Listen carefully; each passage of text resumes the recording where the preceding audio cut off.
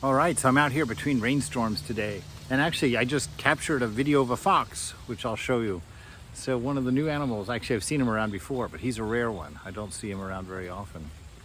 So I watched this great TED video yesterday by a man named Judson Brewer. He was talking about mindful meditation as a means for overcoming bad habits. Now, that was the title of the talk that got my attention, is how to overcome bad habits, because as one who's got plenty of them, I'm always looking for good ideas. And he gave a really good idea. He kind of talked about this feedback loop that we're caught up in life. It's you get a trigger, you get a behavior, and you get a reward.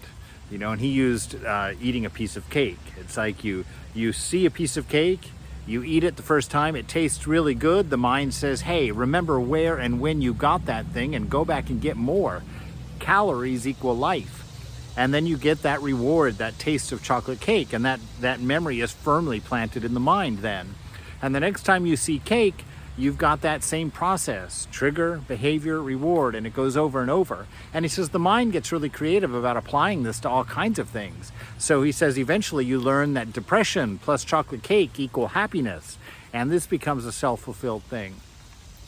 And he said in mindfulness, most of the time we sit there and we try and pay attention and we try and force behaviors on ourselves. And by forcing behaviors on ourselves, we make it really difficult because we're not buying into that natural learning loop of that trigger, behavior, and reward. And he said, so what you do is you add one little component into that same routine there in order to break bad habits. And what is that missing component? Curiosity. I love that. Curiosity. Curiosity is a great thing. He said, be curious about the moment. And what does that mean? He says, when you're thinking about eating or thinking about your trigger, when your trigger happens for whatever it is, first you have to be paying enough attention to know what triggers you into your bad behaviors. And I think with a little bit of thought, most of us can come up with that.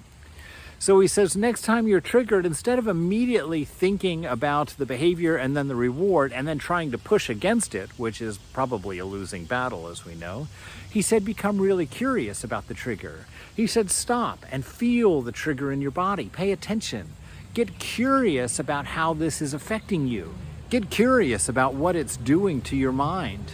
Are you feeling a certain tightness anywhere? What kind of mental activity is going on? Are you getting stressed out because you know that this is the trigger to your bad habit? Do you feel that things tighten up? Where do you feel it tighten up? What kind of things are going on in the mind? Is the mind suddenly getting a little bit anxious? Is it getting a little stressed out? Is it starting to avoid thinking? What's it doing?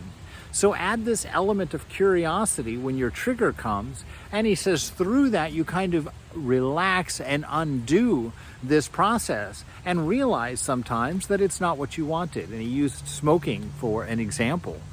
He says that smoking, he had a person pay attention. He says she felt the trigger. She watched herself smoke and she said, smoking smells like stinky cheese. The taste is actually sort of like a chemical taste, not exactly pleasant. So she began realizing that the blocked thinking that was part of the trigger process and the behavior process really wasn't worth the reward. And it helped her to actually stop smoking. And so he's saying that's a great trick in breaking bad habits. Become aware enough to know what the trigger is. Get curious about the trigger and its effect on you. How are you actually feeling? What kind of things is it actually doing to your mind and body? Then the first few times, go through the behavior and the reward process, but keep your eyes open with a sense of curiosity. What is this really doing to me? How is this really engaging me?